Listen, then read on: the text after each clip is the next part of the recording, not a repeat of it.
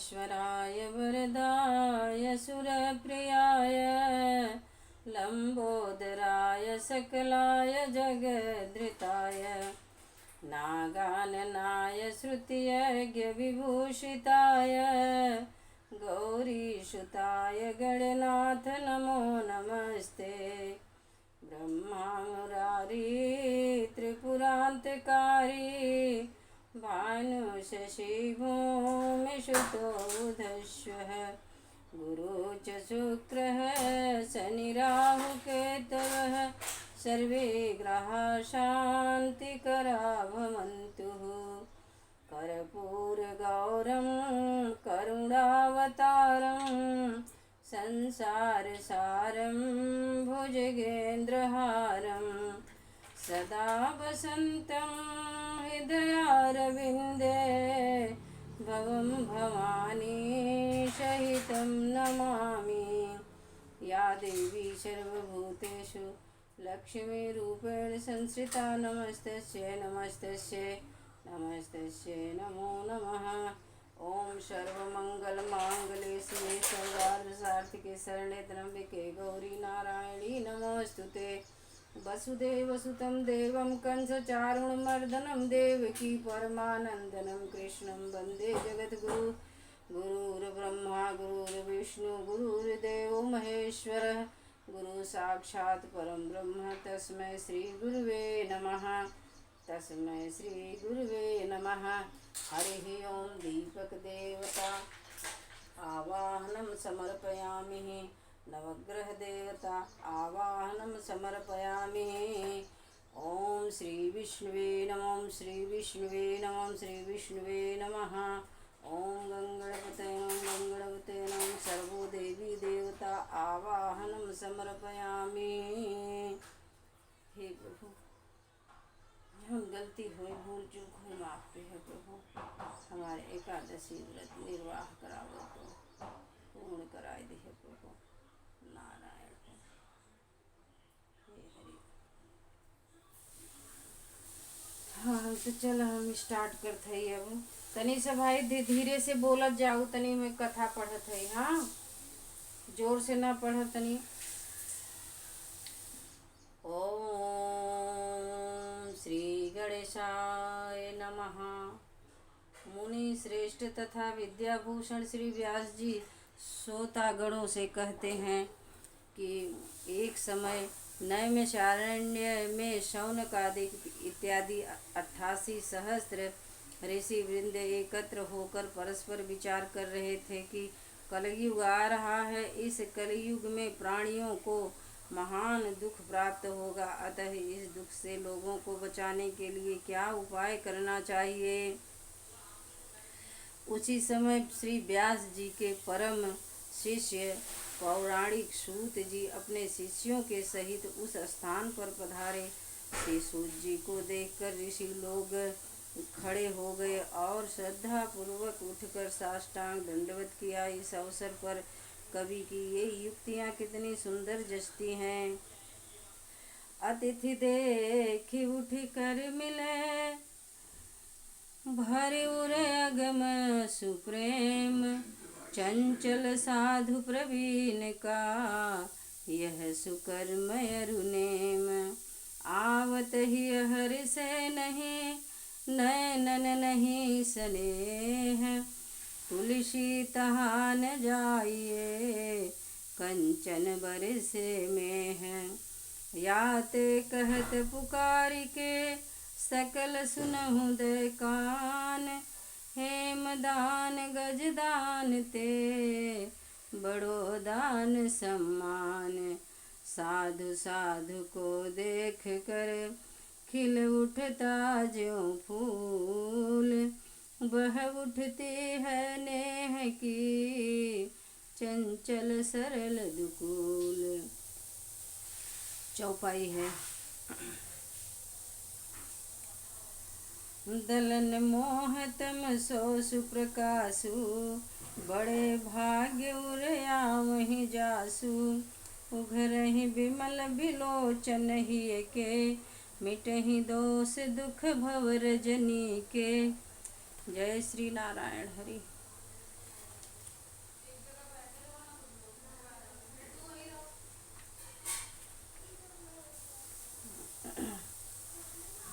तत्पश्चात ऋषियों ने श्री सूत जी को उत्तम वह पवित्र आसन देकर यथोचित पूजन किया और सूत जी से बोले, हे भगवान, इस समय आपका आना बहुत ही उत्तम हुआ।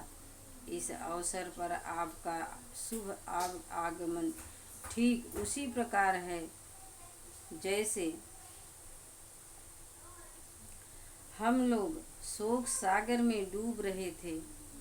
जैसे राम विरह दोहा है, राम विरह मह भरत मगन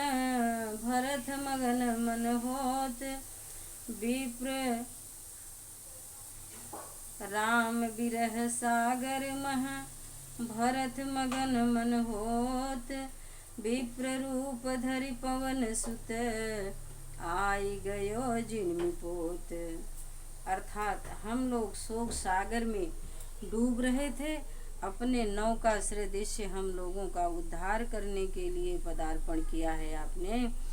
यह प्रसन्नता की विषय है। हे प्रभु, कराल कलयुग निकट आ रहा है। धर्म की किस प्रकार रक्षा होगी, इस चिंता से हम सब दुखी हैं। इस कलयुग में इस प्रकार के मनुष्य होंगे। सो सुनिए,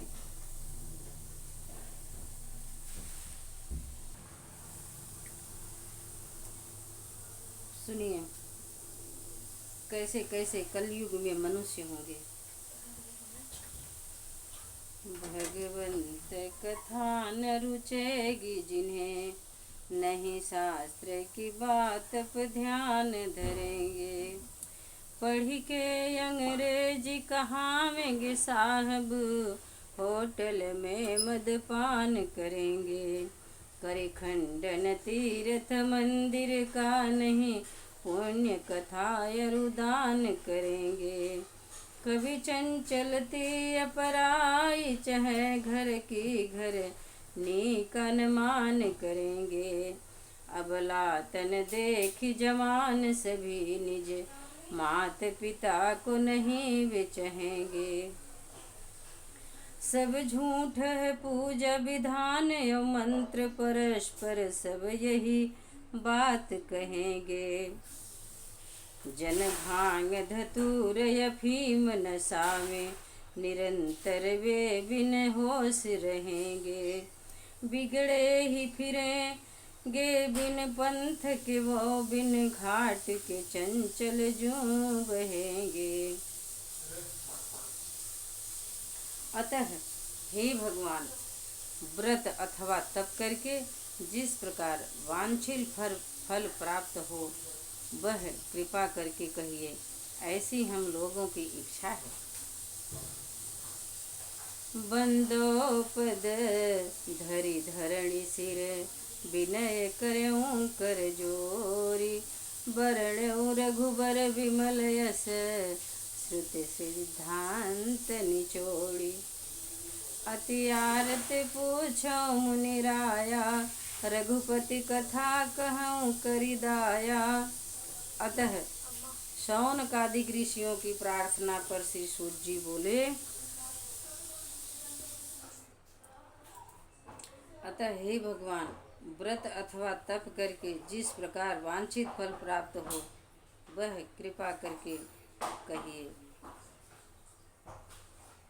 ऐसी हम लोगों की इच्छा है।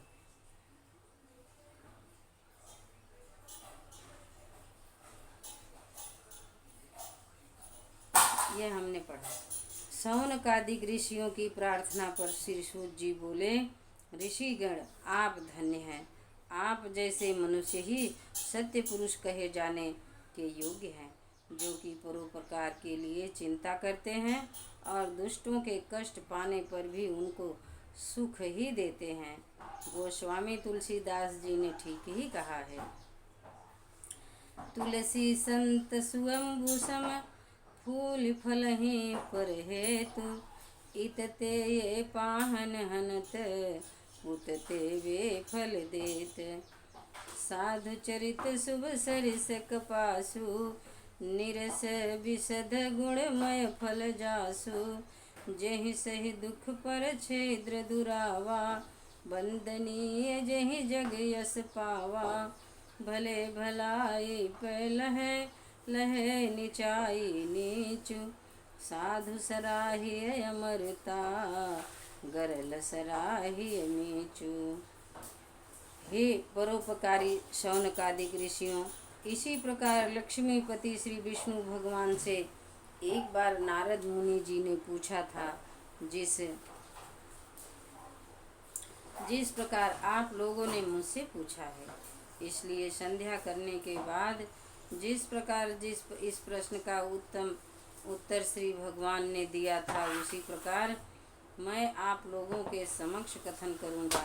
शौनकादिक ऋषियों ने कहा, अति उत्तम, हम लोग भी संध्योपासन कर लें, क्योंकि किसी कवि ने कहा है, जो उठी प्रात नहात नहीं, दिन सात चले यही विधि जाको, अक्षय की माल ने भाल विभूति ने, देत जुअर्ग सदा सविता को, संध्या विधि करते नहीं जो, दिन तीन न ध्यान धरे जो उमा को, द्विजराज बने निज काज तजे गनिए, अस ब्राह्मण शूद्र प्रथा को।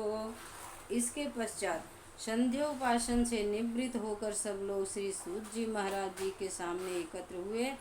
सूत जी ने ऋषियों से कहा, हे ऋषियों, चित्त दत्त होकर मेरी बात सुनो, क्योंकि यदि तुम्हारा ध्यान किसी और तरफ रहेगा तो हम मेरे उपदेश से लाभ उठा सकोगे और न अन्य ही कार्य कर सकोगे। जैसे पर काज के हित तजे निज कारज जन संत, सुख पावे उर में अधिक मिले उन्हें भगवंत, वृक्ष नहीं फल भखत है नदी न अचवे नीर, परमार्थ के कारणे साधु न धरा शरीर। मृत्यु लोक में नारद ने देखा कि जितने मनुष्य हैं सबके सब अनेक प्रकार के दुख से दुखित हैं और भांत भांत की योनियों में जन्म लेकर अपने पापों को भोग रहे हैं। जैसे हर को तेली कति सर बैल बना दिन, रात दिए छपनी चख घूमत, को हस्ती बना पग साकल ले परि, बंधन में नित झूमत है, को स्वान हिलावत पूछ रहे, दुत्कार ऊपर पग चूमत है, कभी चंचल दे हैं अनेक धरे, यह जीव उत इत उत घूमत है। वैसे ही ऐसे प्राणियों को क्लेश युक्त मुनि अपने मन में सोचने लगे कि उनका दुख किस प्रकार दूर हो सकता है। यही मन में सोचते हुए वीणा बजाते हुए तथा हरि गुण गान करते हुए श्री विष्णु लोक को गए। इसका वर्णन श्री तुलसीदास जी ने इस प्रकार किया है। एक चौपाई। एक बार कर तल कर बीड़ा, गावत हरि गुण परम प्रवीणा, क्षीर सिंधु गमने मुनिनाथा, जह बसि श्रेष्ठ निवास श्रुति गाथा, हरसि मिले उठे रमानिकेता, बैठे आसन ऋषि समेता। अतः विष्णु लोक में पहुंचकर नारद मुनि ने देखा कि शुक्ल वर्ण भगवान चार भुजाओं से युक्त हैं और चारों भुजाओं में क्रम से शंख चक्र गदा पद्म तथा कंठ में बनमाला तुलसी कुंद मंदार पारिजात शैव चंपकय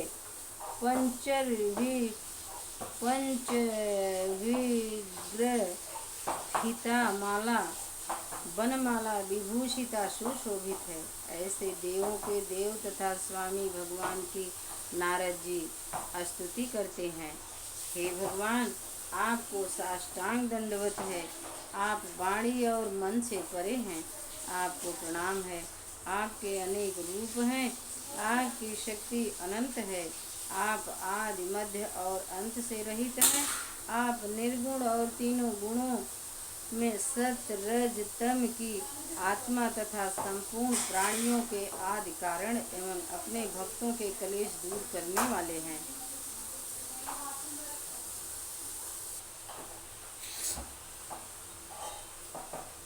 जैसे जय दुष्ट संहारे भव भयहारी, जहि कर आदि नयनता, जय असुर विनाशक धर्म प्रकाशक, गावहि वेद अनंता, जय जन मन रंजन पाप प्रभंजन, सुखकारी मुनि संता, चंचल नर नारी अति दुख भारी, मुक्त करहु भगवंता।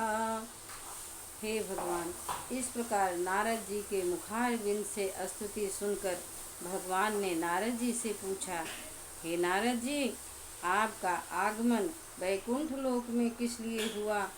आप क्या चाहते हैं? हे महाभाग, आप मुझसे कहें, मैं उसका यथोचित उत्तर दूंगा।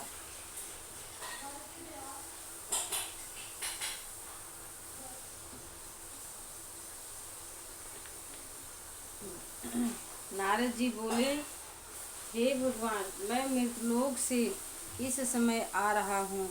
वहाँ जितने मनुष्य हैं सब अनेक प्रकार के कलेश से युक्त हैं और नाना प्रकार की योनियों में जन्म लेकर पाप कर्म में लीन हैं।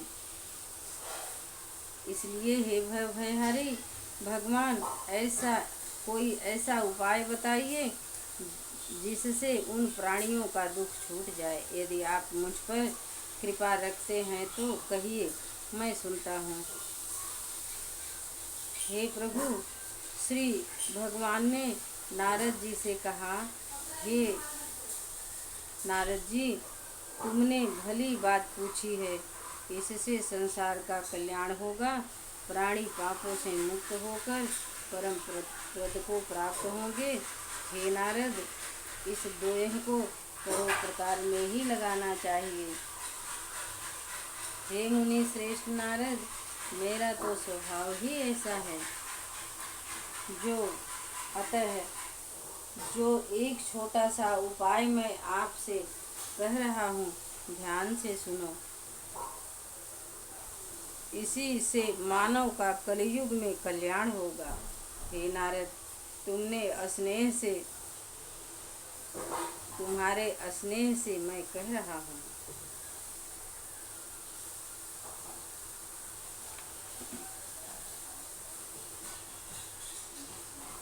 स्वर्ग और पृथ्वी में दुर्लभ है वह व्रत है सत्यनारायण विष्णु भगवान का व्रत कथा पूजन। जो मनुष्य इस व्रत को धारण करेगा वह दुख से छूट जाएगा, सुख प्राप्त करेगा और अंत में मोक्ष को प्राप्त होगा। सत्य है। भगवान का वचन सुनकर नारद जी ने कहा, हे जनार्दन, इस व्रत का फल क्या है? क्या विधि है? कब करना चाहिए तथा पहले किसने यह व्रत किया? सब विस्तार पूर्वक वर्णन कीजिए। इस प्रकार नारद जी का वचन सुनकर भगवान बोले, हे नारद, यह व्रत समस्त दुख तथा शोक को नष्ट करने वाला है और धन धान्य को बढ़ाने वाला है। इसके अतिरिक्त यह सौभाग्य, संतति तथा शरीर से विजय प्राप्त कराने वाला है। किसी भी दिन यह व्रत भक्ति और श्रद्धापूर्वक किया जा सकता है। सायंकाल के समय ब्राह्मण और बंधुजनों के साथ धर्म में तत्पर होकर सत्यनारायण का पूजन करना चाहिए। केले का फल और दूध, गेहूँ, आटा तथा जिसमें चीनी मिश्रित हो उसके अभाव में चावल का आटा और गुड़ मिलाकर चूर्ण बनावे। सब पदार्थ को एकत्र करके सवाई लगाकर भगवान को अर्पण करें। फिर ब्राह्मण तथा पुस्तक का पूजन करके दक्षिणा देके अपने बंधुजनों के साथ कथा का श्रवण करें। तत्पश्चात बंधुजनों के सहित ब्राह्मण को भोजन करावें। प्रसाद खाने के बाद नाच गाना बजाना कीर्तन आदि भगवान के सामने करें। इसके बाद जब लोग अपने घर जाने लगे तो सत्यनारायण का नाम स्मरण करते जाए। नारद व्रत, यह व्रत जो मनुष्य करेगा वह वांछित फल पाएगा। विशेष कलयुग में इससे सरल उपाय और कोई नहीं है। श्री सत्यनारायण कथा का पहला अध्याय संपूर्ण। बोलो श्री सत्यनारायण भगवान की जय।